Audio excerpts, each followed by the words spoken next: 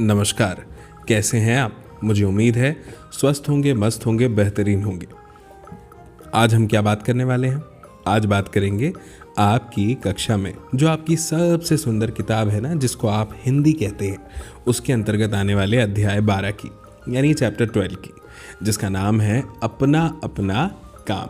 हम सभी को बच्चों अपना अपना काम बहुत अच्छे से करना चाहिए। क्यों करना चाहिए? क्योंकि जब हम अपना काम, आपका काम क्या है? आपका काम है मन लगाकर पढ़ाई करना। उससे क्या होगा? जब आप मन लगाकर पढ़ाई करेंगे तो आपको समझ में आएगा कि पढ़ाई का मतलब सिर्फ होमवर्क करना, क्वेश्चन आंसर याद करना नहीं होता। पढ़ाई का मतलब होता है नई नई चीज़ों को सीखना, ताकि वो हमारी लाइफ में हमारे काम आ सके। और नई नई चीज़ें सीखना बहुत ही मज़ेदार हो सकता है अगर हम इसे थोड़ा सा रोचक ढंग से समझें तो बस आज यही करने वाले हैं। बहुत अच्छी कहानी है ये, जिसका नाम है अपना अपना काम। अब मैं आपको बहुत ध्यान से सुनाऊंगा और आप कान से सुनिएगा। तो चलिए शुरू करते हैं। लिखा है, सिमरन बाग में बैठी स्कूल का काम कर रही थी। यानी ये जो चित्र में आपको लड़की दिख रही है ना बच्चों, इसका नाम है सिमरन। और ये क्या कर रही है? ये स्कूल का काम कर रही है बाग में बैठकर, यानी गार्डन में बैठकर। अब स्कूल का क्या काम होता है? स्कूल का काम होता है ना होमवर्क करना। यही तो होता है। लिखने का काम होता है, पढ़ने का काम होता है, याद करने का काम होता है। बस तो सिमरन भी बाग में बैठकर यही कर रही है। अब देखो आगे क्या है। ओह, मैं तो थक गई, इतना सारा लिखने पढ़ने का काम। ऐसा कौन सोचने लगा? सिमरन सोचने लगी कि भाई मैं तो अब थक गई हूँ, इतना सारा काम करना पड़ रहा है, लिखने का भी, पढ़ने का भी। ऐसा बच्चों, ऐसा आपके साथ भी तो होता होगा भाई। जब भी आप लिखने का, पढ़ने का काम करते हैं तो आपको ऐसा लगता होगा ना कि अरे यार कितना सारा वर्क दे दिया। अब देखते हैं आगे कहानी में क्या होता है। आगे सिमरन सोच रही है, स्कूल जाओ तो वहाँ पढ़ो, घर आओ तो फिर पढ़ो। कितना अच्छा होता अगर मुझे पढ़ना ना पड़ता। अब बच्चों, ऐसा तो आप भी सोचते होंगे ना कि भाई अगर ये पढ़ाई लिखाई की झंझट ही नहीं होती तो कितना अच्छा होता। ना तो पढ़ना पड़ता, ना ही लिखना पड़ता। तो बस ऐसा ही सिमरन भी सोच रही है। आगे सोचती है, पुस्तक रख सिमरन चारों ओर देखने लगी। उसने देखा कि मधुमक्खियाँ आनंदपूर्वक एक फूल से दूसरे फूल तक उड़ रही थी।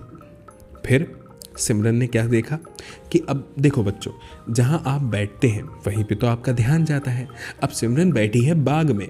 अब बाग में मधुमक्खी दिखी तो सिमरन सोचने लगी कि काश मैं भी मधुमक्खी होती। उसने कहा, मैं भी मधुमक्खी बनना चाहती हूँ। सिमरन ने कहा। फिर भिन भिन करती मधुमक्खियाँ रुक गई। वे अचंभित होकर बोली, तुम तो इतनी सुखी हो, तुम क्यों हम जैसा नन्हा कीड़ा बनना चाहती हो? अब मधुमक्खी अगर बोल पाती तो यही बोलती ना कि भाई हम तो कीड़े हैं और तुम हो इतनी सुंदर, इतनी सुखी, इतनी खुश, तो फिर तुम क्यों भला हमारी तरह कीड़ा बनना चाहोगी? तो सिमरन ने कहा, मुझे क्या सुख है, इतना तो पढ़ना पड़ता है।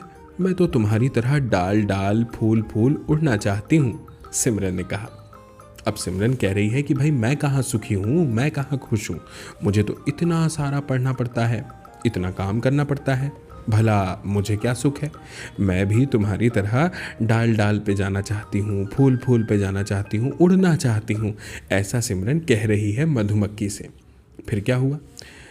मधुमक्खी कहती है, इधर से उधर उड़ना हमारा काम है। सारे दिन उड़ उड़कर रस इकट्ठा करते करते हमारे पंख थक जाते हैं। और तो सिमरन ने कहा, ओहो, सिमरन ने कान बंद कर लिए। सारे दिन पंख फैलाकर उड़ना पड़े तो मैं तो बहुत थक जाऊंगी। ना। फिर उसने ऊपर देखा, फलों से लदा पेड़। देख रहे हो? आपको चित्र में दिख रहा होगा बच्चों। हाँ, अगर मैं पेड़ होती तो अच्छा था, आराम से एक जगह खड़े खड़े सब कुछ मिल जाता। तो पेड़ सिमरन की बात सुनकर हंसने लगा। बच्चों, हमें ना दूर से देखकर सबका काम आसान दिखाई देता है। हमें लगता है काश हम भी बड़े होते तो हमारे पापा की तरह हुक्म चलाते, या पापा की तरह सबको हमारी बात माननी पड़ती। काश हम मम्मी की तरह होते तो हमारा काम कितना आसान होता। लेकिन बच्चों, मैं आपको बता दूं, सभी का काम बहुत बहुत मेहनत वाला है और सभी को अपना काम बहुत अच्छे से करना आता भी है और आना भी चाहिए। तो अब पेड़ सिमरन की बात सुन के हंसने लगा। कौन सी बात? जो सिमरन ने कही। क्या कही? कि भाई काश मैं पेड़ होती तो कितना मज़ा आता, मुझे भी बिल्कुल काम नहीं करना पड़ता। तो फिर पेड़ हंसने लगा और कहा, मैं समझ गया, तुम सोचती हो कि मैं आराम से खड़ा रहता हूँ बस। तो पेड़ कहता है, सुनो, मेरे शरीर का तो हर अंग दिन रात काम करता है।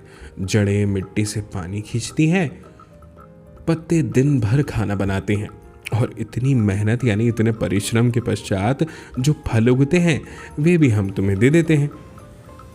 फिर सिमरन ने आंखें झुका ली।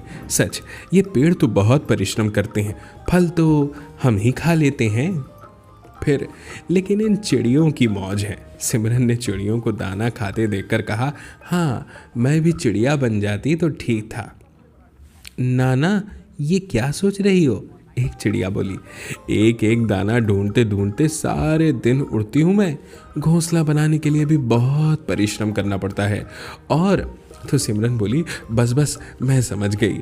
वह सोचने लगी, परिश्रम से ही सब जीते हैं, मुझे भी परिश्रम करना चाहिए। और क्या करना चाहिए? मन लगाकर पढ़ना चाहिए। फिर उसने अपनी पुस्तकें उठाई और उत्साह से स्कूल का काम करने फिर से बैठ गई। देखो चित्र में। तो बच्चों, कैसी लगी आपको ये प्यारी सी कहानी जिसमें इतनी सुंदर शिक्षा हमें मिलती है? भाई, शिक्षा क्या मिली कि सभी को अपना अपना काम मेहनत से करना चाहिए और लोग करते भी हैं। तो हमें भी अपना काम बहुत मेहनत से करने की ज़रूरत है। अब चलिए इस अध्याय के, इस पाठ के सबसे सुंदर हिस्से पर आते हैं। वो सुंदर हिस्सा क्या है? वो है इसके प्रश्न उत्तर। लिखा है, आप क्या क्या काम करते हैं? सबसे पहला प्रश्न है। तो देखो भाई, अगर मैं मेरी बात करूं तो मैं तो रोज़ाना बहुत सारे काम करता हूं। आप भी करते हैं? तो उत्तर में क्या लिखेंगे? लिखिए जो आप करते हैं। सुबह स्कूल के लिए तैयार होना, अपने जूते पॉलिश करना, स्कूल से आने के बाद होमवर्क यानी गृह कार्य करना, गमलों में पानी देना, दोस्तों के साथ खेलना, वगैरह वगैरह। अब आगे बढ़ते हैं और देखते हैं कि दूसरे प्रश्न में क्या लिखा है। आपको कौन कौन से काम बहुत अच्छे लगते हैं? तो भाई, मुझे तो बहुत सारे काम पसंद है, जैसे समय पर स्कूल का कार्य पूरा करना, पौधों को पानी देना, जानवरों को खाना खिलाना, घर के छोटे छोटे काम करना। फिर प्रश्न क्रमांक 3 है, इस कहानी में आपको किसका काम अच्छा लगा और क्यों? तो भाई, वैसे तो कहानी के जितने पात्र हैं सभी का काम अच्छा है, लेकिन सबसे अच्छा काम वृक्ष का है यानी पेड़ का है, जिससे हमें बहुत सारे फायदे मिलते हैं। पेड़ों से हमें स्वच्छ हवा मिलती है, गर्मी के मौसम में छाया भी तो मिलती है, और पेड़ों से फल, लकड़ियाँ, पत्ते भी मिलते हैं। नहीं, बिल्कुल मिलते हैं। अब आगे बढ़ते हैं, देखते हैं क्या लिखा है। सोचिए और लिखिए। लिखा है, सिमरन क्यों थक गई थी? तो बच्चों, सिमरन बाग में बैठकर स्कूल का काम करते करते थक गई थी। फिर प्रश्न 2 है कि सिमरन मधुमक्खी क्यों बनना चाहती थी? तो भाई, सिमरन ने देखा कि मधुमक्खियां आनंद पूर्वक एक फूल से दूसरे फूल तक उड़ रही थी। तो उसे लगा कि मधुमक्खियां मजे से एक फूल से दूसरे फूल पर सारा दिन घूमती रखती हैं, इसलिए वह भी मधुमक्खी बनना चाहती थी। अब प्रश्न 3 क्या है? पेड़ क्या क्या काम करते हैं? तो भाई, पेड़ के शरीर का हर अंग दिन रात काम करता है। जड़ें मिट्टी से पानी खींचती है, पत्ते दिन भर खाना बनाते हैं, तने फल और फूल बनाते हैं। फिर प्रश्न क्रमांक 4 है कि सिमरन को चिड़िया का काम सरल क्यों लगा? तो सिमरन को लगा कि चिड़िया भूख लगने पर दाना चुगती है, बाद में खुले आसमान में उड़ती रहती है। यह कार्य सिमरन को बड़ा मज़ेदार और आसान लगा। फिर प्रश्न क्रमांक 5 है कि आपके अनुसार सिमरन अंत में पुस्तकें उठाकर काम क्यों करने लगी? अब आप बताइए, आपने भी तो कहानी सुनी भाई, ज़रूर सुनी है, तो बताइए। चलिए मैं बताता हूँ। सिमरन सोचने लगी, परिश्रम से ही सब जीते हैं, मुझे भी परिश्रम करना चाहिए और मन लगाकर पढ़ना चाहिए। इसलिए उसने अपनी पुस्तकें उठाई और उत्साह से स्कूल का काम करने बैठ गई। अब आगे है ये आप पूरे दिन में क्या क्या काम करते हैं सूची बनाइए। तो भाई आप अपनी सूची ज़रूर बनाइएगा। मैं आपको बताता हूँ कि कैसे बना सकते हैं।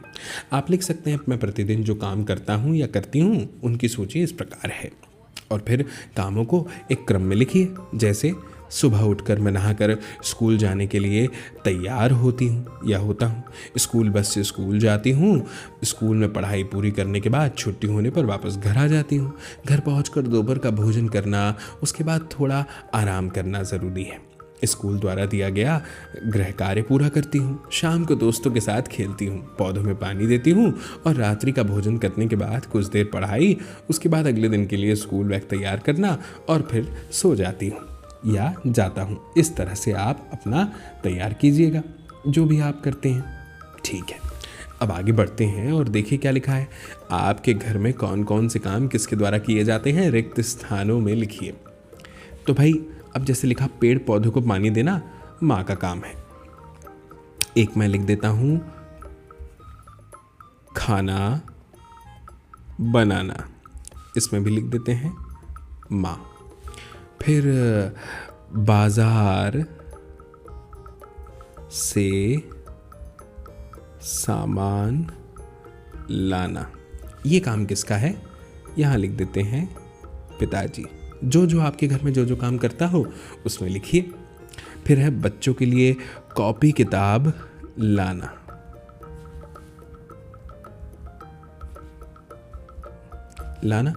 ये काम भी पिताजी।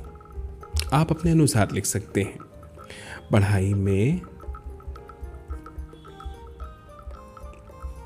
मदद करना, ये माँ और पिताजी दोनों करते हैं इस तरह से। ठीक है, तो आप अपना जवाब जो है वो इस तरह से यहाँ पे लिख सकते हैं। ठीक है, अब देखिए क्या लिखा है। सिमरन और मधुमक्खी की बात को आगे बढ़ाइए। अब सिमरन कह रही है ओह पढ़ने लिखने का मुझे बहुत काम करना पड़ता है, तुम्हारा काम सरल है, इस फूल से उस फूल बस घूमते रहो।